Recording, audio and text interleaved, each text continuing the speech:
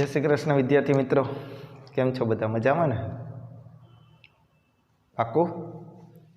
सरस, very good.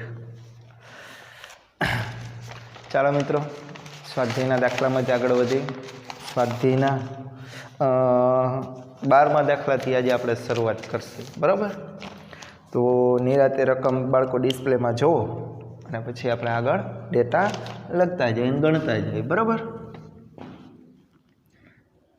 मित्रों, दाखला ने बधा कम्पलसरी 2 वार गणवा फरजियात। मैं पहला पण कीधेलुं ने हजी पण तमने कहूं छुं, फिजिक्सनी अंदर दाखलानुं प्रमाण 50 मार्कनी जे थियरी आवे एमां समथिंग 30 થી 33 मार्क जेवुं गणवानुं। तमारी दाखलामां पकड़ सारी होवी जोईए। अने फिजिक्सनी अंदर एक वस्तु तमने समजावुं ने तो दाखलानी अंदर रकम बहु ओछा किस्सामां बदलावे। बेठे बेठा दाखला परीक्षामां पूछे रकम बदलाव्या वगरना। तमे अगाउना जूना पेपर जुओ तो तमने ख्याल आवशे। એટલે દાખલામાં મિત્રો ક્યાંય માર્ક કપાવવા ના જોઈએ અને દાખલા તો અને તો જ તમને આવડશે જો તમે એની પ્રેક્ટિસ ગણીને કરશો ને તો। વાંચીને દાખલો કરશો તો તમને ભૂલાઈ જવાનો। એટલે ખાસ મિત્રો દાખલો कोई पण चेप्टर न होय पूरो करो त्यारे साथे तमे ई वस्तुनुं निरीक्षण करो कि एनो एकम लख्यो एक नथी लख्यो। केम के तमे एकम नहीं लखो तो एनो अर्धो मार्क बोर्ड में परीक्षा में कापी नाखे।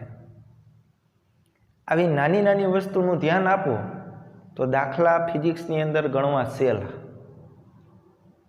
એટલે ખાસ બાળકો દાખલાની પ્રેક્ટિસ મેક્સિમમ કરવાની। તમે એક વખત બોર્ડમાંથી જોઈને લખો પછી એકવાર ફેરબુકમાં લખો અને છતાં પણ ના આવડે તો પાછો રફ પેજની અંદર ગણો। એટલે દાખલામાં તમારી પકડ બાળકો ખાસ હોવી જોઈએ, બરાબર ને? સારું, જોઈએ આપણે આગળ સ્વાધ્યાયનો 12મો દાખલો। મિત્રો વિડીયોમાં તમને દાખલા હાલે આ તમને સમજાતા હોય તો તમે કોમેન્ટમાં તમારા વ્યૂ દર્શાવી શકો, બરાબર? જોઈ બાળકો, સ્વાધ્યાયના 12મા દાખલાની અંદર તમને 2 પેટા પ્રકાર પૂછેલા છે, એ અને બી। તો શરૂઆત આપણે એ થી કરી। એની અંદર શું ડેટા આપેલો હોય ધ્યાનથી જોઈ। કોપરના અલગ કરેલા 2 ગોળાઓ એ અને બીના કેન્દ્રો વચ્ચેનું અંતર 50 સેન્ટીમીટર છે। બાળકો 2 ગોળાની વાત કરી। એક ગોળો એ અહીંયા આવેલો છે અને બીજો ગોળો બી અહીંયા આવેલો છે। આ બંને ગોળાઓ વચ્ચેનું અંતર 50 સેન્ટીમીટર છે। तो बाळको आनी अंदर अंतर तो आपी दीधेलुं तमने आर बराबर 50 सेंटीमीटर। आपणे ख्याल ज छे सेंटीमीटर मांथी मीटर में वही जवुं है, बराबर? तो 50 गुण્યા 10⁻2 घात अने पाछळ एकम शुं आवशे? मीटर अंतर, बराबर? आगळ जो दरेक उपरनो विद्युतभार 6.5 गुण્યા 10⁻7 घात कूलम होय एनो मतलब एवो आ बंने गोळाओ उपरनो विद्युतभार समान है। तो आपणे आ रीते लखशी QA बराबर QB। पाको ने? बंने गोळा उपरनो विद्युतभार केवो है? समान। 6.5 गुण્યા 10⁻7 घात अने विद्युतभारनो एकम शुं है? कूलम, बराबर? आगळ तो तेमनी वच्चे लागतुं अपाकर्षीय बळ केटलुं हशे? ए अने बी वच्चेना अंतरनी सरखामणीए तेनी त्रिज्या अवगणी शकाय। आ अंतर आ घणुं बधुं मोटुं है एनी त्रिज्यानी सापेक्ष आवुं एने कीधेलुं है, बराबर? सारूं, अपाकर्षीय बळ केम लागशे? केम के साहेब बंने धन विद्युतभार होय तो बंने धन विद्युतभारो वच्चे केवुं बळ लागे? अपाकर्षीय बळ लागे। ई बळ आपणे शोधवानुं है, बळ F। तो बाळको अहींया कूलम भाईने याद करी लीए। कूलम भाई ने याद करी तो आ रीते लखी कूलमना नियम अनुसार, कूलमना नियम अनुसार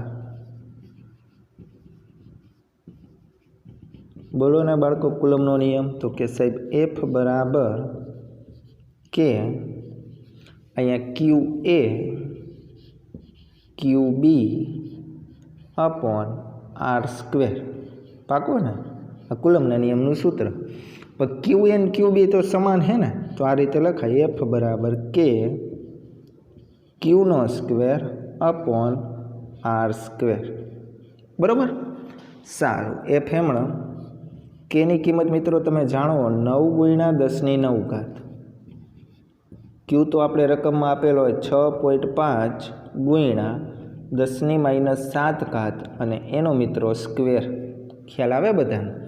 અને લાસ્ટમાં એનું અંતર 50 સેન્ટીમીટર છે, તો સેન્ટીમીટરમાંથી મીટરમાં ગયા એટલે 50 ગુણ્યા 10⁻², અને એનો શું હોય મિત્રો? સ્ક્વેર. તો હવે આનું મિત્રો તમે સાદું રૂપ આપી દેજો કેલ્સીની મદદથી. બરાબર. હું એનો આન્સર લખી દઉં, તમે સાદું રૂપ તમારે આપવાનું હોય. આનું સાદું રૂપ આપશો તમે એટલે 15.21 ગુણ્યા 10⁻³ ન્યૂટન. આવો કંઈક જવાબ આવશે. હવે પોઈન્ટ ખસેડી મિત્રો આપણે, તો અહીંયા આવું લખી શકીએ 1.5 અથવા 1.52, 1 ઘાત અહીંયા પ્લસ કરી તો 10⁻², અને અહીં શું લખશી? ન્યૂટન. તો આ જો પહેલાં એનો આન્સર આવી ગયો કમ્પ્લીટ. જોઈ લો. હાવ હેલો નિરાતે જો. હા તો પાડો ભાઈ, પાકો ને? સારું, આગળ વધી. હવે બીની અંદર ખાસ સમજવા જેવી વસ્તુ એ. બરાબર. આપણે એ કમ્પ્લીટ. હવે બીનો પ્રશ્ન હે આવો કંઈક, એ ખાસ સમજજો. જો આ દરેક ગોળા ઉપરનો વિદ્યુતભાર બમણો કરવામાં આવે અને અંતર અડધું કરવામાં આવે તો અપાકર્ષી બળ કેટલું લાગે? વિદ્યુતભાર બમણો કરવાનો એનો મતલબ એવો કે હું અહીંયા આવું લખું બાળકો, ખાસ જોઈજો. Q1 બરાબર 2QA. આ વિદ્યુતભાર પહેલાં કેટલો હતો બાળકો? અહીંયા QA જેટલો. અહીંયા કેટલો હતો? QB જેટલો. હવે એમ કે આ વિદ્યુતભાર બંને બમણા કરો, આને બમણા કરી એટલે બમણો એટલે હતો QA, એ બમણો એટલે 2QA, એની સંજ્ઞા દર્શાવું Q1. આ QB વિદ્યુતભાર એ બમણો કરવાનો એટલે હું આ રીતે લખું 2QB, એને દર્શાવું Q2 વડે. જોતા રહીજો. અંતર એ કે અડધું કરો બાળકો. પહેલાં અંતર કેટલું હતું? R. તો નવું અંતર એટલે R ડેશ, એ પહેલાં કરતાં અડધું એટલે પહેલાં કેટલું હતું? R, એટલે અડધું. આ પ્રકારના દાખલા તમને MCQ ઘણા બધા જોવા મળશે કે વિદ્યુતભાર 4 ગણો કરો, અંતર અડધું કરો, 3 ગણું કરો. આવા મેક્સિમમ તમને દાખલા જોવા મળશે કુલમના નિયમને આધારિત. તો સિમ્પલ વસ્તુ હોય, આમાં કાંઈ અઘરી નથી. પહેલાં હતું એના કરતાં બમણું કર્યું, હવે એમ કીધું નવું બળ શોધો. તો નવું બળ એટલે બાળકો F ડેશ નિયમ એ કરી ઇક્વેશનમાં વાત પૂરી. તો હવે પાછો કુલમનો નિયમ જ લગાડો. હાલો બોલો. F ડેશ બરાબર બોલતા રહેજો કે બોલો વિદ્યુતભાર Q1, બોલો વિદ્યુતભાર Q2, છેદમાં મિત્રો આરનો સ્ક્વેર નહીં, કેનો સ્ક્વેર? આર ડેશનો સ્ક્વેર. જોતા રહીએ. પાકો? હા મિત્રો, F ડેશ એમણો, કે એમણો. ચાલો Q1ની જગ્યાએ શું આવશે બોલો? 2QA. જોતા રહેજો. Q2ની જગ્યાએ 2QB. જોતા રહેજો. છેદમાં મિત્રો આર ડેશ, આર ડેશ એટલે શું આવે બોલો તો? R/2નો સ્ક્વેર. R/2નો સ્ક્વેર. ફાવે આવું બધા? તો બાળકો અહીંયા શું આવશે? F ડેશ એમણો. જોઈજો. આ 2 ને 2 કેટલા આવ્યા? 4. તો 4K QA QB. જોઈજો. છેદમાં મિત્રો આરનો સ્ક્વેર અને 2નો સ્ક્વેર 4. આવું કંઈક. તો 4 બાળકો અંશમાં વહી જાય તો આવું લખાય F ડેશ બરાબર, આ 4 ઉપર ગયા એટલે 4 ગુણ્યા 4. અહીંયા શું વધ્યું? કે QA QB અપોન આરનો સ્ક્વેર. ચોકે ચોકે બાળકો કેટલા થયા? 16.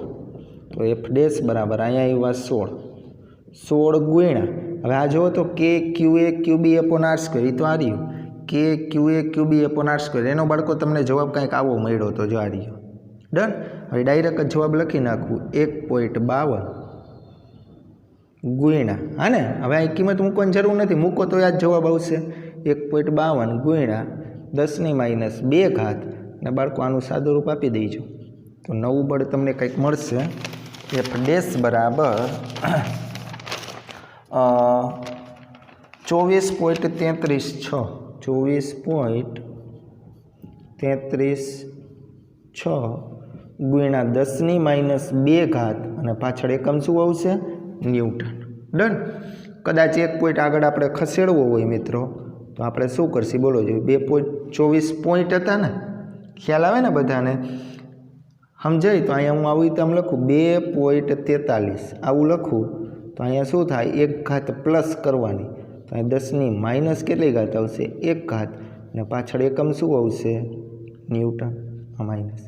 તો બાળકો આ જવાબ આવી ગયો, જોઈ લો. આ નો લખો અને આ જવાબ લખો પરીક્ષામાં તોય કોઈ ખોટો પાડશે નહીં. તો બાળકો આ દાખલો ખાસ મહત્વનો, આમાં મેં કાંઈ નવીન નથી વસ્તુ કરી. જુઓ ખાલી આ તો તમને આવડે જ છે, સિમ્પલ હે. પછી આપણે આની અંદર શું કર્યું? વિદ્યુતભાર બમણા કર્યા અને અંતર કેવું કરી નાખ્યું? અડધું. વાત પૂરી. આ તો પાડો યાર, પાકું ને? આવડે હે? યસ. Okay, very good. હાલો ત્યારબાદ મિત્રો સ્વાધ્યાયના 13મા દાખલાની અંદર આગળ વધીએ. બાળકો આ દાખલો હે ને ખાસ સમજવા જેવો હોય. 13મો દાખલો હે ને એ 12મા દાખલાને આધારિત જ આપ્યો હોય, બરાબર? આ લોકો હે તો હવે 13મા દાખલાની રકમ ધ્યાનથી જુઓ મિત્રો. શું પૂછ્યું? એ ધારો કે સ્વાધ્યાયના 12મા દાખલામાં બંને ગોળાઓ એક સમાન માપના જ છે. એટલે આપણે 12મા દાખલાનો જ ઉપયોગ કરવાનો છે. એટલે આપણે 13મા દાખલામાં શું કીધું? ધારો કે સ્વાધ્યાયના 12માના બંને ગોળાઓ એક સમાન જ છે. એટલે આ બંને ગોળાઓ આપણે અહીંયા લેવાના છે. તો આ બંને ગોળામાં વિદ્યુતભાર શું હતું બોલો જોઈએ? QA બરાબર બોલો તો 2 ગુણ્યા વિદ્યુતભાર કેટલો હતો? સોરી, QA બરાબર કેટલો હતો? 6.5 ગુણ્યા 10⁻7 કુલમ. આટલો. QB કેટલો હતો બોલો જોઈએ? 6.5 ગુણ્યા 10⁻7 કુલમ. બહુ નિરાતે સમજો, આ દાખલો નક નહીં આવડે. તો સ્વાધ્યાયના 12માના બંને ગોળાઓ એક સમાન. ત્રીજો તેમના જેવો જ પણ વિદ્યુતભાર રહિત ગોળો. ત્રીજો તેના જેવો જ એક ગોળો લેવાનો પણ વિદ્યુતભાર રહિત એટલે તટસ્થ. આ QA ગોળો હતો, આ QB ગોળો હતો. આપણે એક ત્રીજો ગોળો એવો જ લેવાનો પણ એના ઉપર કંઈ વિદ્યુતભાર આવેલો નથી. એટલે એ ગોળાનું હું બાળકોનું નામ આપી દઉં QC. એ ગોળો કેવો હોય? વિદ્યુતભાર રહિત. એના ઉપર કાંઈ વિદ્યુતભાર આવેલો નથી. આગળ વાંચજો. ત્રીજો તેમના જેવો જ પણ વિદ્યુતભાર રહિત ગોળો પ્રથમ ગોળા સાથે સંપર્કમાં લઈ આવો. હવે આપણે એવું કીધું કે આ ગોળાનું, આ ત્રીજો જે ગોળો હોય ને એનું પ્રથમ ગોળો એટલે એ સાથે સંપર્કમાં લઈ આવવાનું. પહેલાં આપણે આવું કામ કરશું. પહેલાં રકમ સમજી લઈ, પછી શું કહે સમજો. ત્યારબાદ બીજા ગોળા સાથે સંપર્કમાં લઈ આવો. સમજો. પહેલાં એવું કીધું એ આ QC ગોળાનો QA સાથે સંપર્કમાં લઈ આવવાનો. પછી આપણે આ QC ગોળાને એટલે કે આ જીરોવાળા નહીં, કંઈક અલગ થશે, એને આપણે બીજો ગોળો એટલે QB સાથે સંપર્કમાં લઈ આવવાનો. પછી શું કહે? હવે બંને ગોળાઓને એકબીજાથી દૂર કરી તો A અને B વચ્ચેનું નવું અપાકર્ષીય બળ કેટલું? આવો એને પ્રશ્ન પૂછ્યો હોય. ખ્યાલ આવ્યો બધાને શું કરવાનું એ? બરાબર. તો આગળ વધી, બરાબર. જોઈએ આપણે. તો શરૂઆત કરીએ આપણે આ રીતે કંઈક કે પહેલાં આપણી પાસે આવું હતું કંઈક. આ A ગોળો અને આ B ગોળો, બરાબર. આ બંને ગોળા વચ્ચેનું અંતર તો પહેલાં હતું એટલું જ છે, R જેટલું. આવું કંઈક છે. હવે રકમમાં કીધું એ પ્રમાણે આપણે આગળ વધી કે ગોળા Cનો ગોળા A સાથે સંપર્કમાં લાવતા, ગોળા Cનો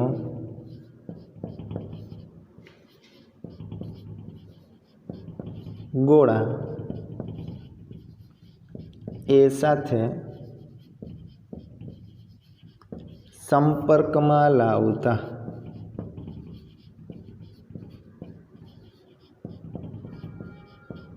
હાલો આગળ વધી. ગોળો A એટલે આ ડન. એના ઉપર કેટલો વિદ્યુતભાર હતો? QA જેટલો. હાલો પાકું. ગોળો C એટલે આ ગોળો C. બંનેનો સંપર્ક કરાવો. ડન. આ તો પાડો યાર. અહીંયા વિદ્યુતભાર QC જેટલો હોય, ધારો કે કેટલો? QC. બંને ગોળાનો સંપર્ક કરો. બાળકો તમને મેં શરૂઆત પાઠની કરી ત્યારે સંપર્કની રીત ભણ્યા હતા ત્યારે તમને બધાને ખ્યાલ છે. આવું મેં એક ઉદાહરણ આપ્યું હતું. અહીંયા QA એટલે આખી પાણીની ડોલ ભરેલી, આખી. અને આ ગોળો સી એ ખાલી છે, આ ડબલું ખાલી છે. પછી તમે નળી વડે જોડતા હતા, તમને ખબર છે વધુથી ઓછા તરફ ગતિ કરશે. અહીંથી આ વિદ્યુત ભારે આ પાણીનું વહન અત્યારે આમ જશે, ક્યાં સુધી જાય? જ્યાં સુધી આ પાણીની ડોલ કેવી ન ભરાઈ જાય, અડધી. તો અત્યારે એવું થાય ને બાળકો, અહીંયા સંપર્ક કરાવ્યો આપણે ગોળા એનો સી સાથે, સી તો તટસ્થ છે. તો હવે આમાંથી વિદ્યુતભારની ગતિ આમાં થશે, તો હું આ રીતે લખું પરિણામી વિદ્યુતભાર, આવી રીતે લખું Q1 બરાબર, સમજો આ બંને વિદ્યુતભારોનો સરવાળો, એટલે આવું લખશી QA પ્લસ QC, બે વિદ્યુતભાર તો ભાંગા કેટલા કરશે? 2. આ મગજમાં બેઠું બધાને? સંપર્કની રીત મેં આવું તમને સમજાવ્યું હતું. હા તો બાળો યાર, આવું જ એવું થયું ને, મારી પાસે એક ગોળો છે બાળકો, એના ઉપર 8 કુલમ વિદ્યુતભાર છે. બીજો કોઈ એક ગોળો છે, એનો મેં આની સાથે સંપર્ક કરાવ્યો, ધારો કે આની ઉપર 4 કુલમ વિદ્યુતભાર છે, તો પરિણામી વિદ્યુતભાર કેટલો? આને હું કહી દઉં QA, આ QC, તો પરિણામી હું ધારો કે Q1 કહું તો આ રીતે લખાવશો QA plus QC divided by 2. તો Q1 એમણે QA બરાબર કેટલા? 8, QC બરાબર 4 ભાંગા 2, 8 ને 4 12, 12 ભાંગા 2. તો હવે બંને ગોળા ઉપર 6 કુલમ વિદ્યુતભાર હશે. બસ વાત પૂરી. બંને ગોળા ઉપર A અને C ગોળા ઉપર હવે કેટલો વિદ્યુતભાર આવેલો હોય છે? 6 કુલમ. તો અહીંયા એ જ વસ્તુ, આ ચાર્જ આના ઉપર આટલો વિદ્યુતભાર 6.5, આ ખાલી છે, તો આપણે આવું લખશી પરિણામી Q1 બરાબર QA બરાબર કેટલા? 6.5 ગુણ્યા 10⁻⁷ આટલું, પ્લસ QC બરાબર તો 0 है, જોઈ લ્યો. યસ, ડિવાઇડેડ બાય 2, તો Q1 બરાબર, હવે બંને ગોળા ઉપર કેટલો વિદ્યુતભાર હશે? સાદું રૂપ આપશો એટલે 3.25, ઘાત તો એટલી જ રહેશે ને, 6.5 ભાંગ્યા 2 એટલે 3.25 ગુણ્યા 10⁻⁷ કુલંબ. આ શું દર્શાવે? Q1 શું દર્શાવે? કયો જોઈએ મને? A અને C ગોળા ઉપરનો વિદ્યુતભાર. A ગોળા ઉપર આટલો વિદ્યુતભાર હશે અત્યારે 3.25 ગુણ્યા 10⁻⁷, અને C ગોળા ઉપર હવે કેટલો વિદ્યુતભાર હશે? 3.25 ગુણ્યા 10⁻⁷. પહેલાં આટલું મગજમાં બેસે પછી આગળ વધવું, જોવો જોઈએ. દાખલો ખાસ મહત્વનો હોય, સમજીને કરવાનો હોય, નકર નહીં આવડે. Q1 નો મતલબ હવે શું થાય? પહેલાં A ગોળા ઉપર આટલો વિદ્યુતભાર હતો, C ઉપર કાંઈ હતું જ નહીં. સંપર્ક કરાવ્યો આપણે, એટલે શું થયું હતું કે A ગોળાનામાંથી વિદ્યુતભાર ગતિ કરીને ગયો C ગોળા ઉપર. ક્યાં સુધી? જ્યાં સુધી બંને ગોળા ઉપર વિદ્યુતભાર સમાન ન થાય ત્યાં સુધી. તો હવે આટલો છે, તો A અને C ગોળા ઉપરનો વિદ્યુતભાર આટલો 3.25 ગુણ્યા 10⁻⁷. એવું લાગે તે કારણ લખી દઉં. Q1 વિદ્યુતભાર A અને C ગોળા પરનો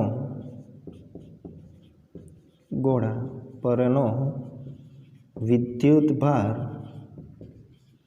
દર્શાવે છે. કોઈને કાંઈ પ્રશ્ન રહીએ હવે? પાકો ને મિત્રો? ચાલો હવે આગળ વાંચો. રકમ 2 વાર વાંચતું જ રહીજો. હવે આપણે શું કીધું હતું? ત્રીજો એમના જેવો જ વિદ્યુતભાર રહિત ગોળો પ્રથમ ગોળા સાથે સંપર્કમાં લઈ આવ્યા અને ત્યારબાદ બીજા ગોળા સાથે સંપર્કમાં લઈ આવો. હવે આ વિદ્યુતભાર રહિત ગોળો C એ, તો અહીંયા આપણે એવું લખીએ કે હવે ગોળા C ને ગોળા B સાથે સંપર્કમાં લઈ આવતા. હવે ગોળા C ને ગોળા B સાથે સંપર્કમાં લઈ આવતા. હાલો શું થશે બોલો તો? ગોળો C આ બરાબર, આ ગોળો C અને અહીંયા કયો આવેલો હોય? ગોળો B. હાલો બંનેનો સંપર્ક કરાવો. તો મને અહીંયા નિરાતે કયો હતો ગોળા B ઉપર કેટલો વિદ્યુતભાર છે? તો કે ગોળા B ઉપર એટલે કે QB બરાબર કેટલો હોય બોલો તો? 6.5 ગુણ્યા 10⁻⁷. અને ગોળા C ઉપર તમે મને કેટલો કહેશો? બસ અહીંયા દાખલામાં બધાય ભૂલ કરે તો અહીંયા તમે એમ કહેશો સાહેબ ગોળા C ઉપર 0. ના, આપણે C ગોળાનું ચાર્જિંગ કરી લીધું એ ગોળાની મારફતે. હવે ગોળા C ઉપર કેટલો વિદ્યુતભાર હશે? A અને C ઉપર આટલો વિદ્યુતભાર હશે. કેટલો હશે? ગોળા સી ઉપર કેટલો વિદ્યુતભાર હશે 3.25 ગુણ્યા 10⁻⁷ આ મગજમાં બેઠું બધાને ડન. તો હવે કુલ વિદ્યુતભાર એટલે હું દર્શાવી દઉં Q2 બરાબર સંપર્ક લઈ આવ્યા તો આવી રીતે આમ લખશી QB plus QC QB plus QC divided by 2. આ મગજમાં બેઠું બધાને? હા તો પાડો યાર.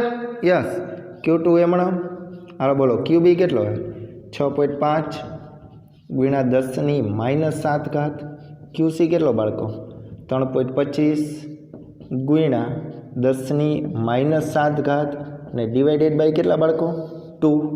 આ તો પાડો Q2 એમણો હાલો બોલજો 6.5 પ્લસ 3.25 6.5 પ્લસ 3.25 એટલે 9.75 આવશે 9.75 અને આ ઘાત તો કોમન હે ને 10⁻⁷ કોમન 10⁻⁷ ડિવાઇડેડ બાય કેટલા આવશે બોલો જોઈ 2. 9.75 ભાંગા 2 કરો જોઈએ કેલ્સીમાં 9.75 ભાંગા 2 એટલે 4.87 આવશે 4.87 ગુણ્યા 10⁻⁷ અને અહીંયા શું આવશે કુલમ. જોઈ લો આ Q2 શું દર્શાવે Q2 અહીં Q2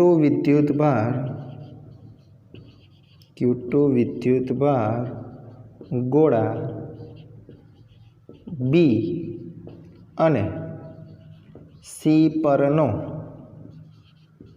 વિદ્યુતભાર દર્શાવે છે. કોઈને કાંઈ પ્રશ્ન? હાને તો હવે છેલ્લી રકમ વાંચો. હજી આપણે દાખલો પૂરો નથી થયો. હવે રકમની અંદર એવું કીધેલું હોય લાસ્ટમાં તો હવે A અને B વચ્ચે નવું અપાકર્ષીય બળ કેટલું? A ગોળા ઉપરનો હવે વિદ્યુતભાર કેટલો હશે તો કે આટલો. B ગોળા ઉપરનો વિદ્યુતભાર નવો કેટલો હશે તો કે આટલો. તો બળનું સૂત્ર બોલો જોઈએ મિત્રો. F ડેશ બરાબર બોલો બોલો બોલો K Q1 Q2 upon R².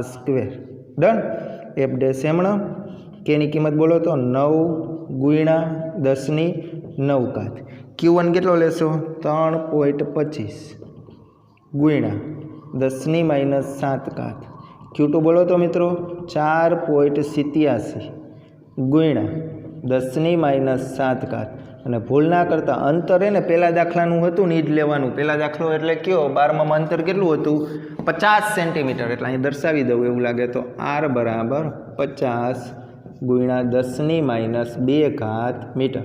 સ્વાધ્યાયના 12મા દાખલા નાનું લક્ષીને બરાબર. તો 50 ગુણ્યા 10⁻² નો સ્ક્વેર. બાળકોનું સાદુરૂપ કેલ્સીમાં મંડો આપવું હોય. હાલો તો હું લાસ્ટમાં જવાબ લખી દઉં તમને. 5.7 ગુણ્યા 10⁻³ આવો જવાબ આવશે. 5.7 ગુણ્યા 10⁻³ ન્યૂટન. અહીંયા મિત્રો દાખલો પૂરો. જોઈ લો નિરાતે. તો 13મો દાખલો એને ખાસ મહત્વનો હતો. આખા દાખલાને આપણે શોર્ટમાં એમણે સમજવું હોય શું કરવાનું તો કે આપણી પાસે મિત્રો આવા બે ગોળા હતા ને A અને B. આ બે ગોળા હતા બરાબર ને. આના ઉપર QA વિદ્યુતભાર હતો, આના ઉપર QB વિદ્યુતભાર હતો. હવે આમની વચ્ચે લાગતું બળ તો તમને મળી ગયું. પછી આ વિદ્યુતભાર બમણા કર્યા, અંતર અડધું કર્યું એ તમને આવડી ગયું. નવી વસ્તુ શું જોવા મળી તો કે સાહેબ આ બે ગોળા હતા ને હવે આપણે એક ત્રીજો ગોળો લઈ આવ્યા C એના જેવો જ. એ ગોળો હે તટસ્થ QC. શોર્ટમાં સમજાવું દાખલો કેમ ગણશે યાદ કેમ રાખશે. તો હવે આપણે શું કરવાનું તો કે આપણે એવું કીધું આ વિદ્યુતભાર ગોળો હોય ને એને પેલા ગોળા એ સંપર્કમાં લઈ આવ્યો. તો આ એ ગોળો હતો ને બાળકો એની સાથે C ને સંપર્કમાં લઈ આવ્યા.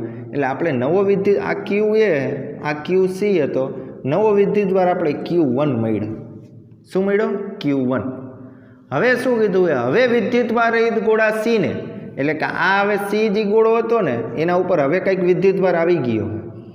એનો તમારે B સાથે સંપર્ક કરાવવાનો. કેની સાથે B. એટલે પરિણામી કયો વિદ્યુતભાર મળશે Q2. તો દેખીતી વસ્તુ Q1 ઉપરનો વિદ્યુતભાર શું દર્શાવે A અને C ઉપરનો વિદ્યુતભાર. Q2 વિદ્યુતભાર શું દર્શાવે C અને B ઉપરનો વિદ્યુતભાર સમાન મળશે. તો હવે આપણે એવું કીધું આ A અને B નો શું લઈ આવો સંપર્ક. તો Q1 અને Q2 વચ્ચે લાગતું સંપર્ક નહીં Q1 અને Q2 વચ્ચે લાગતું બળ એટલે નવું બળ એટલે F ડેશ. સિમ્પલ હે. પણ તમે અહીંયા એક ભૂલ કરશો. મેં અહીંયા કીધું ને કે આપણે એમ કીધું હોય ને વિદ્યુતભાર રહિત ગોળાનો બી સાથે સંપર્ક કરાવો એટલે તમે આ અહીંયા ઝીકી ન દેતા. સી હવે વિદ્યુતભાર રહિત પહેલા હતો પણ એનો પછી તમે એ હારે સંપર્ક કરાવો એટલે એ ચાર્જિંગ થઈ ગયો. હવે એ ગોળાને તમારે બી સાથે સંપર્કમાં લઈ આવવાનો. બસ આ વસ્તુ મગજમાં રાખજો. હા ને? ઓકે બાળકો, હાલો આ સ્વાધ્યાયના 12મા અને 13મા દાખલાનો સ્ક્રીનશોટ પાડી લ્યો વ્યવસ્થિત રીતે. હાલો પછી 14મો દાખલો જોઈએ આપણે. બરાબર?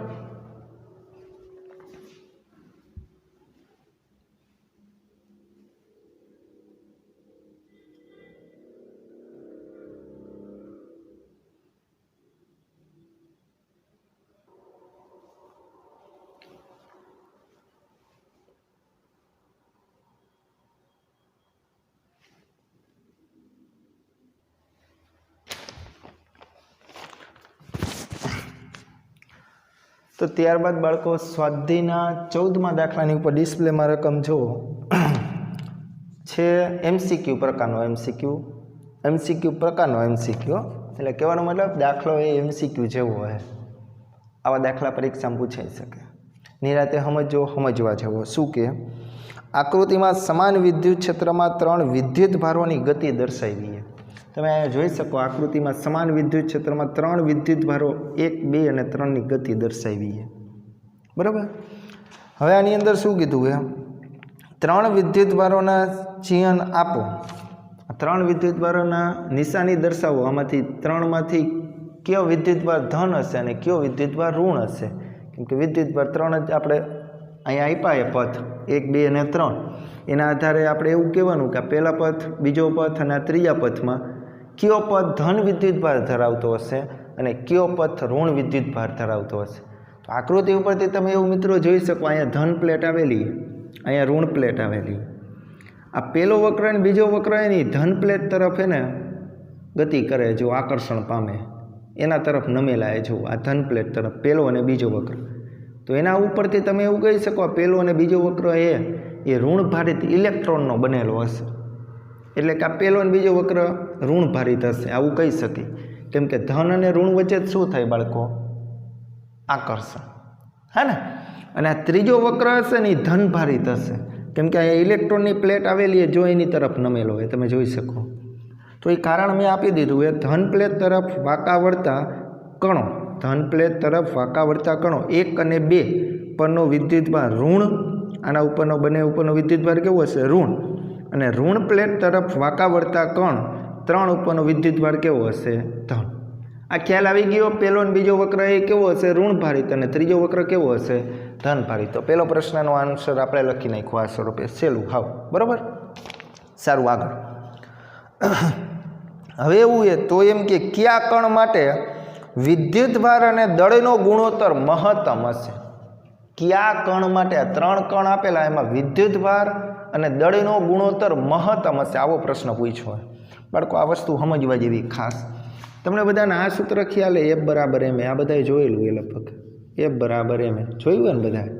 તમને આ ખ્યાલ F બરાબર QE થાય. F બરાબર શું થાય? QE. આ બાળકો MA. ડન.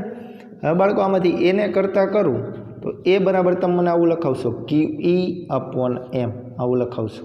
પાકું ને? તો હવે બાળકો હું આવું લખું, જોઈજો. A બરાબર QE/M. આમાં તમે જો તો આપણે આ ગુણોત્તર Q/M. જો આપણે પ્રશ્ન શું હતો કે આ 3 કણ આપ્યા ને એમાંથી કયા કણ માટે Q/M નો ગુણોત્તર મોટો હશે? Q/M. તો તમે દેખી શકો પ્રવેગ. A એટલે પ્રવેગ. એ પ્રવેગ હે એ આ વિદ્યુતભાર અને દળના ગુણોત્તરના સમપ્રમાણમાં તમે જોઈ શકો. અને આવું લખી શકાય A ચલે છે Q/M. આવું લખી શકીએ આપણે. હા ને? હવે આ શું દર્શાવે? પ્રવેગ. આ પ્રવેગ ક્યારે ઉત્પન્ન થાય બાળકો? તો કે સાહેબ વેગમાં ફેરફાર થાય ને તો પ્રવેગ ઉત્પન્ન થાય. વેગમાં જો વધુ ફેરફાર થાય ને તો પ્રવેગ વધુ ઉત્પન્ન થાય, અને પ્રવેગ વધુ ઉત્પન્ન થાય તો આ ગુણોત્તર વધુ મળશે. હું જે લીટી બોલું એ સમજજો, કારણ સમજજો. હવે વેગમાં જો ફેરફાર થાય તો પ્રવેગમાં ફેરફાર થાય, અને પ્રવેગમાં જો વધુ ફેરફાર થાય તો આ ગુણોત્તરમાં વધુ ફેરફાર થાય. તો વળી પાછો પ્રશ્ન અહીંયા આવ્યો કે સાહેબ વેગમાં ક્યારે વધુ ફેરફાર થાય?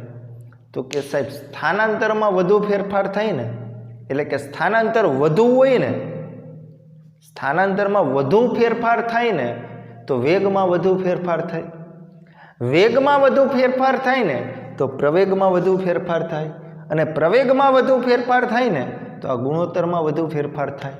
તો મારો કહેવાનો મતલબ સ્થાનાંતર વધુ ફેરફાર થાય એટલે અહીંયા કારણ લખ્યું. આપણે જાણીએ છીએ, આપણે જાણીએ હો એવું કહે બુકવાળા, તમને ખબર આપણે કેવું જાણીએ, બરાબર ને?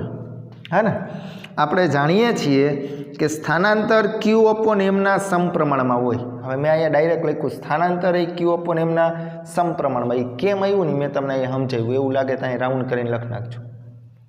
સ્થાનાંતર એ ક્યુ અપોન એમના સમપ્રમાણમાં આવી, પણ કેમ ખ્યાલ આવ્યો બધાને? આમ જોવા જઈએ તો પ્રવેગ જ છે, પણ પ્રવેગ ક્યારે ઉત્પન્ન થાય? તો કે સાહેબ વેગમાં વધુ ફેરફાર થાય ને તો. વેગમાં વધુ ફેરફાર ક્યારે થાય? તો કે સ્થાનાંતરમાં વધુ ફેરફાર થાય ને તો તમે આકૃતિ ઉપરથી જોઈ શકો. સૌથી વધુ સ્થાનાંતર પહેલો, બીજો અને ત્રીજો કણ ને એમાં સૌથી વધુ સ્થાનાંતર ત્રીજા કણનું થાય. જોઈ લો, જો આનું સ્થાનાંતર વધુ થતું હોય ને તો એનો મતલબ એવો આના વેગમાં વધુ ફેરફાર થયો હશે. આના વેગમાં વધુ ફેરફાર થયો હશે ને બાળકો, તો આના પ્રવેગમાં વધુ ફેરફાર થયો હશે. અને જો આના પ્રવેગમાં વધુ ફેરફાર થયો હોય ને મિત્રો, તો ક્યુ અપોન એમનો ગુણોત્તર આ ત્રીજા કણ માટે વધુ હશે. માટે કારણ લખવાનું કે આથી કણ 3 માટે સ્થાનાંતર સૌથી વધુ હોવાથી ક્યુ અપોન એમનું મૂલ્ય સૌથી વધુ મળશે. આપણે આન્સરની અંદર સ્થાનાંતર લખીએ પણ ખ્યાલ આવ્યો સ્થાનાંતર કેમ આવશે? આ સ્વરૂપે આવડશે. છેલ્લી વાર પહેલો પ્રશ્ન આવ્યો હતો 3 કણની નિશાની દર્શાવો, તો આ બંને ઋણ હતા ને આ ધન હતા. પછી એવો પ્રશ્ન ક્યુ અપોન એમનો ગુણોત્તર કયા કણ માટે વધુ હશે? ત્રીજા કણ માટે કેમ વધુ હશે? આ સૂત્ર એ બરાબર ક્યુ અપોન એમ. પ્રવેગ ક્યારે વધુ મળે? તો કે વેગ વધુ હોય. તો વેગ ક્યારે વધુ મળે? તો કે સ્થાનાંતરમાં વધુ ફેરફાર થાય. તો સ્થાનાંતરમાં 3માંથી જો આમાં વધુ ફેરફાર થાય તો ત્રીજા કણ માટે ક્યુ અપોન એમનો ગુણોત્તર કેવો હશે બાળકો? વધુ. ઓકે, આવડશે ને? સારું, હાલો. તો આજના લેક્ચરની અંદર આ 12મો, 13મો અને 14મો 3 દાખલા સ્વાધ્યાયના બાળકો સાવ કમ્પ્લીટ થઈ જવા જોઈએ. આવડશે ને બધા? સારું, હાલો. બધા વિદ્યાર્થી મિત્રોને જય શ્રી કૃષ્ણ. આવજો. Have a nice day. Take care.